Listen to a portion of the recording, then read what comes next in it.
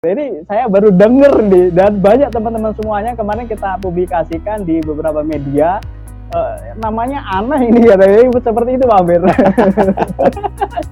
Itu kan bisa dikatakan anti mainstream namanya Pak. Oh, banget. Amir gitu kan. Banget ya. Iya. Pasti iya, kalau betul, kita sebagai orang Aceh itu kan bangganya kalau kita bisa serving kopi yang keren, yang enak. Pragmatis aja. Kalau namanya Aceh, ya udah tulis aja Aceh depannya gitu kan. Nah, lalu kan kata penghubungnya itu apa gitu. Ini harus menjadi tempat saya harus menjadi connectingnya, jadi Aceh Connection. Nah, kurang lebih sih seperti itu namanya. Oh, begitu ya. Kuliner menjadi salah satu kekayaan bangsa kita. Kuliner menjadi budaya yang patut dibanggakan kita semua. Bisnis kuliner sangat menjanjikan bagi para pengusaha. Namun bagi para pengusaha kreatif tidak hanya sekadar menjadikan bisnis kuliner untuk memanjakan lidah semata ataupun mencari keuntungan finansial sebanyak-banyaknya. Ia adalah Amir Faisal Nek Muhammad yang menjadikan kuliner sebagai media diplomasi, mendirikan The Aceh Connection Resto and Coffee dengan filosofi menyatukan kopi, kuliner, dan silaturahmi.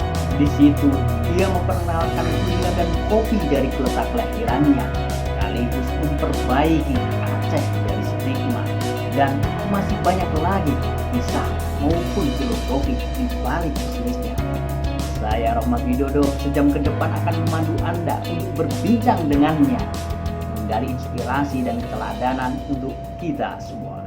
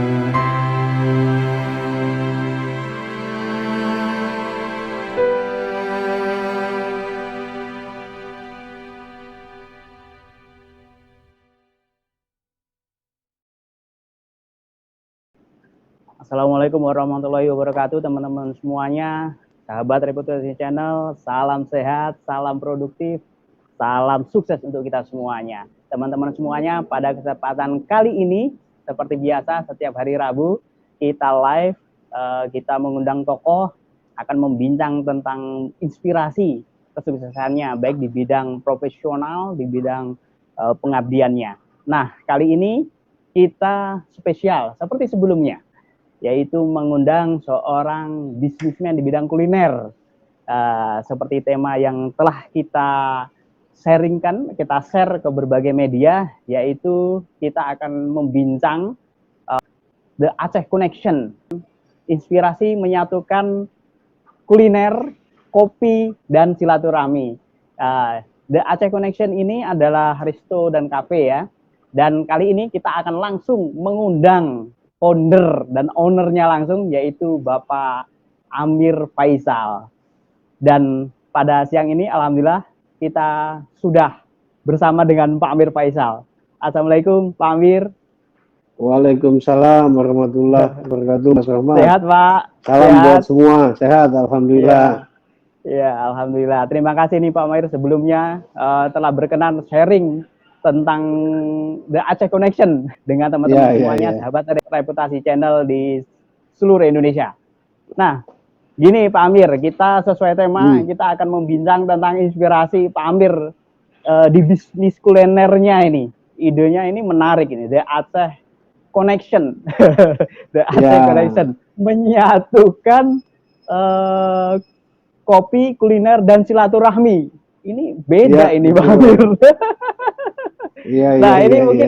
Mungkin ini Pak Amir, ini saya baru dengar nih, dan banyak teman-teman semuanya kemarin kita publikasikan di beberapa media, namanya aneh ini katanya, seperti itu Pak Amir. Resto dan cafe tapi namanya The Aceh Connection gitu, nggak seperti umumnya gitu. Nah, mungkin boleh disaringkan dulu Pak Amir, sebenarnya inspirasinya dulu seperti apa sih mendirikan The Aceh Connection ini? Boleh disaringkan dulu Pak Amir, dikisahkan. Jadi sebetulnya gini Mas Rahmat, buat semua selamat siang, buat semua assalamualaikum. Jadi awalnya kalau saya ditanya, ini bisnis yang munculnya tiba-tiba. Jadi muncul tiba-tiba itu karena siapa sih yang bisnis saya kan sebetulnya bukan coffee shop gitu kan. Saya punya satu perusahaan yang kerjanya itu sebetulnya mengupas tentang laporan keuangan. Jadi sebenarnya background saya itu lebih ke sana. Nah cuma kalau kita bicara laporan keuangan kan itu hanya kerjanya mungkin 7-8 bulan. Sebetulnya kalau dari sana sih income-nya lebih dari cukup banget lah kalau menurut saya. Jadi kan ada jedanya. Nah lalu kebiasaan saya itu suka terima tamu Mas Rahmat. Saya terima tamu mau siapapun kalangan. Anggaplah yang penting dulu dari Aceh dulu lah. Mau dari kalangan biasanya sampai kalangan pejabatnya, alhamdulillah saya kenal baik. Jadi saya harus siapkan ruang tamu. Nah saya siapkan ruang tamu, tentunya ujung-ujungnya kan tamunya nggak cuma Aceh nih Mas. Pasti betul. Orang Aceh itu kan bangganya kalau kita bisa serving kopi yang keren, yang enak kan. Nah muncullah jadi nyoba kopi, akhirnya jadi. Tapi makin lama saya punya tempat VIP itu nggak muat juga. Karena yang datang itu banyak, berarti kan saking banyaknya. Secara nggak langsung teman saya banyak gitu kan. Pada saat itu tuh saya ngomong sama istri saya, ini kayaknya lucu juga kalau kita, jadi ada teman-teman yang kita pindahin deh, jangan semuanya di dalam tempat yang kita punya ini gitu kan. Nah ujung-ujungnya sih jadinya begitu. Nah lalu pada saat penamaan Mas Rahmat, pada saat penamaan ini kan juga saya tadinya nggak mau kejebak gitu loh. Kejebak dengan nama-nama yang sudah ada. Nah, saya berpikir gimana sih sesuatu nama itu yang beda banget lah. Jangan nama-nama yang umum yang udah dipakai, misalnya ada nama tempat di Aceh, atau gunung lah, atau apapun lah namanya, itu sudah ada kan. Terus saya berpikir, kenapa enggak ya kalau misalnya itu kita langsung aja mainnya pragmatis aja. Kalau namanya Aceh, ya udah tulis aja Aceh depannya gitu kan. Nah, lalu kan kata penghubungnya itu apa gitu. Saya berpikir gini, kalau dulu nih Mas Rahmat, Aceh itu kan stigmanya nggak terlalu baik. di mata umum, misalnya kalau kita bicara itu ada ganjal lah, ada apa namanya konflik, ada apapun. Nah, otomatis saya kepingin juga bagaimana kemudian tempat saya ini bisa menjadi tempat perekat buat semua, kemudian merubah stigma itu menjadi yang positif kan. Nah, akhirnya juga kita butuh nih, saya merasa bahwa pada saat saya duduk-duduk itu nggak cuma teman saya yang dari Aceh, ada juga dari Jawa, ada juga dari Makassar, Bali, dan lain-lain. Apa ya yang paling cocok? Nah, saya mencoba, ya udah deh kalau gitu Aceh ini harus menjadi tempat saya harus menjadi connectingnya, jadi Aceh Connection. Nah, kurang lebih sih seperti itu namanya. Oh, begitu ya. Menarik. Itu kan bisa dikatakan anti mainstream namanya, Pak. Oh, banget. Amir gitu kan. Banget ya. Iya. Terus jadi gini. Iya. Kalau dibilang anti mainstream banget sebetulnya. Iya. Terutama pada saat saya menggunakan Aceh dengan ejaan lama. Wah, iya betul, orang macam-macam. Tapi buat saya kan nggak peduli banget saya kan. Yang penting yang saya bikin itu bagus, tujuannya baik. Kalau orang kemudian menduga-duga, ya itu urusan orang. Tapi gini Mas, kalau saya pikir makin banyak yang ngomong negatif, makin cepat kita masuk surganya kan, jadi nggak peduli lah saya. Nah, pada saat kemudian berjalan hari ini, ternyata kelihatan bahwa alhamdulillahnya gini, tempat saya ini betul-betul bisa menjadi satu tempat di mana semua orang bisa berkumpul, kemudian semuanya bisa bersatu, dan kemudian di tempat ini semua orang bisa berbicara yang positif. Alhamdulillah. Tapi yang paling pasti, saya yakin banget bahwa kopi kita, kopi Aceh, Gayo ini, yang paling enak, Mas. Jadi itulah dia salah satunya. Iya. Andalannya itu Pak Amir berarti. Pasti. Aceh Gayo. Aceh Gayo. Ngomongin tentang kopi andalannya, kok dulu bisa jadi andalan itu memang perlu riset dulu atau tadi kan kayak bisa dikatakan spontan bilang kayak gitu kan idenya Pak Amir. Apakah habis itu memang sebenarnya dari sisi kopi udah punya peracikan khusus nih sebelum didirikan atau memang pas berdiri itu baru mulai? Enggak, jadi gini. Jadi ada proses di mana coffee shopnya belum terbentuk. Pada saat itu tamu sudah mulai banyak datang kan sebelum saya buka. Nah, saya sebagai orang Aceh tentunya harus menyiapkan kopi yang enak. Jadi kopi yang enak itu kemudian saya minta teman-teman dari Aceh pertama kirim 1, 2, 3 itu dan puluhan jenis yang kita coba. Nah, pada saat itu karena teman banyak di situ juga saya menyiapkan mesin kopi. Walaupun saya belum punya coffee shop, tapi mesin kopi saya punya. Nah, yang saya suruh siapa yang menjadi barista saya? Ya office boy-nya kantor saya. Jadi buat saya siapapun itu bisa bikin kopi dan menjadi enak. Kenapa? Kalau misalnya kopi itu dibuat oleh orang khusus, ya berarti nggak enak. Dan di dalam Aceh Connection, ini tidak ada rahasia. Kalau tadi saya udah bilang, kopi aja yang bikin office boy.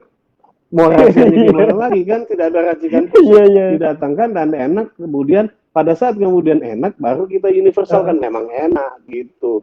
Nah, pada saat saya buka pertama kan Mas, itu lebih unik lagi. Saya buka itu di apartemen Sleepy. Pertanyaannya, yang mau datang siapa Mas? Ngopi di apartemen kan? Cuma karena itu saya pernah tinggal di sana dan menjadi tempat ruang tamu saya. Ada teman datang gini, kemudian dia cerita sama saya kan, dia tanya, Bang, kenapa sih mesti bukanya di apartemen Sleepy? Karena Sleepy ini macet. Saya bilang, lu salah pemikirannya. Di Jakarta ini, di mana yang nggak macet? Kalau kita di dalam garasi rumah kita aja, kita mau majuin mobil nggak bisa karena ada tembok. Tetap aja orang datang kok gitu loh. Kenyataannya jalan. Jadi kalau pada saat common interest-nya sama, orang insya Allah akan datang.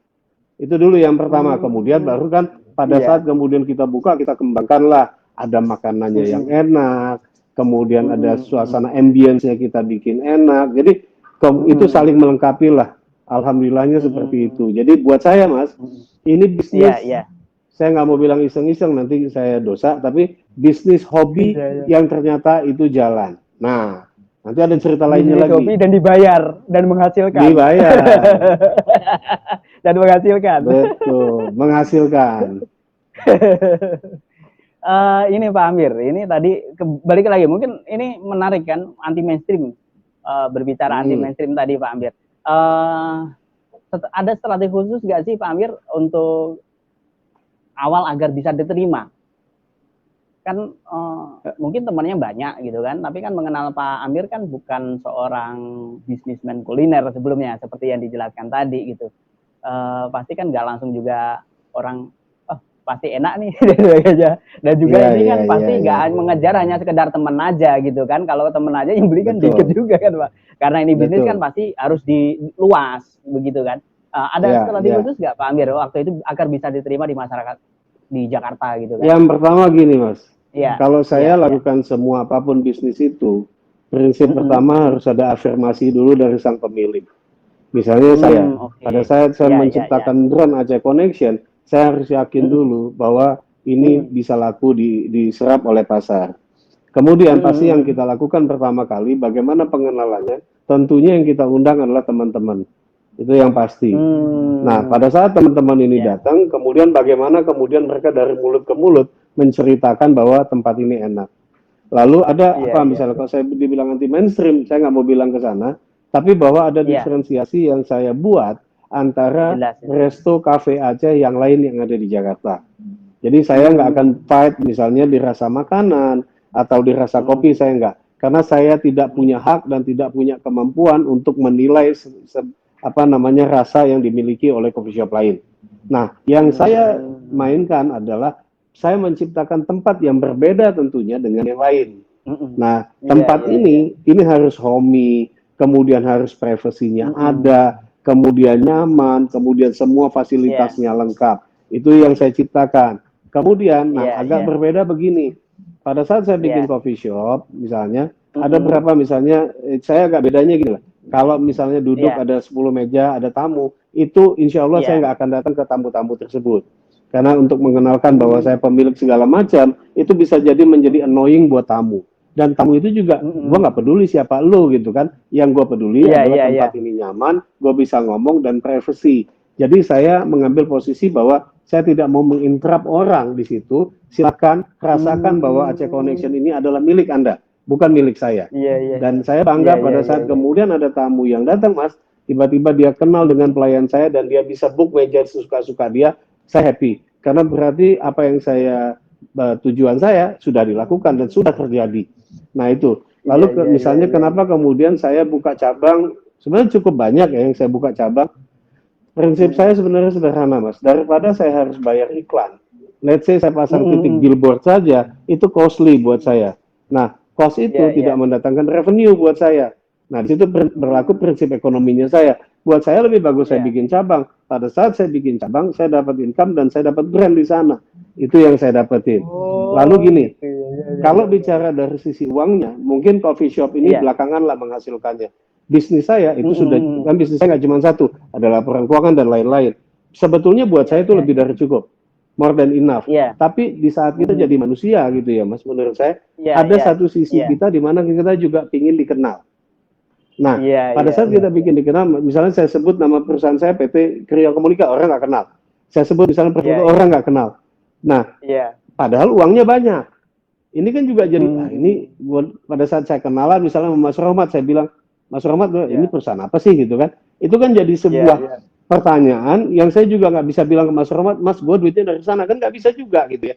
Akhirnya bagaimana caranya saya ciptakanlah satu bisnis yang namanya Aceh Connection, walaupun kecil pada awalnya, ternyata kemudian saya dikenal malah sebagai Amir Faisal Aceh Connection.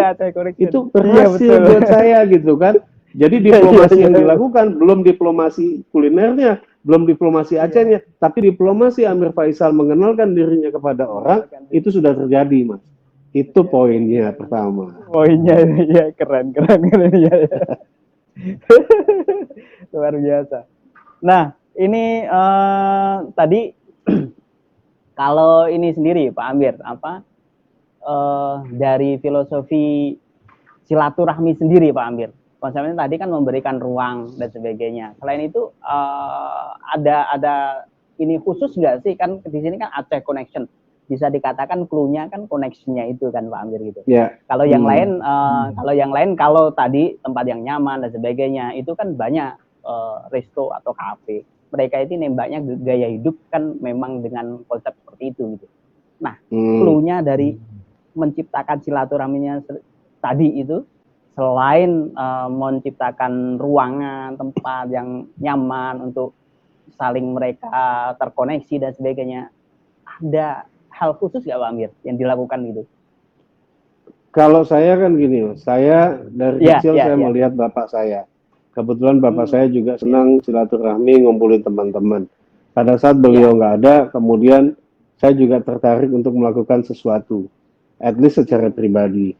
Nah, kalau kebetulan saya juga punya latar belakang politisi ya, walaupun mungkin itu sudah saya anggap sudahlah, saya udah pensiun lah gitu. Nah, di kepala saya itu punya cita-cita bagaimana semua orang kemudian bisa saling silaturahmi. Kenapa persoalan kita saling nggak cocok satu sama lain? Itu persoalan komunikasi kok Mas. Nah, di Aceh Connection ini semua pihak, saya itu suka bukan menyelesaikan lah ya, terlalu tinggi lah. Semua pihak yang mungkin beda pendapat kita hadirkan untuk duduk.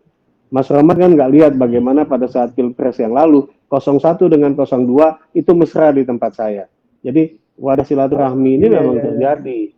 Jadi kalau balik lagi tadi misalnya ada Mas Rahmat bilang bahwa coffee shop misalnya tempat nyaman itu banyak. Tapi tidak untuk Aceh loh Mas.